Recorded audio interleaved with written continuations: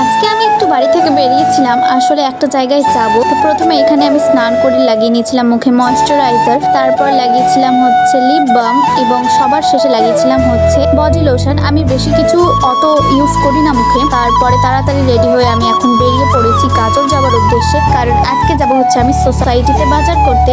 আর সোসাইটিতে তোমরা কারা কারা বাজার করতে যাও অবশ্যই আমাকে বলবে। এখানে দেখো, তোমরা যদি কোনোদিন সোসাইটিতে যাও তাহলে তোমরা বুঝতে পারবে। এখানে অনেক ধরনের আচার ছিল, মিউনিস ছিল। তো আমি সোসাইটির বাজারটা কমপ্লিট করে এখন টোটোতে উঠে গেছি বাড়ি যাবার জন্য। তো বাড়িতে এসে আমি তোমাদেরকে প্রথমে দেখাচ্ছি আমি কি নিয়েছিলাম।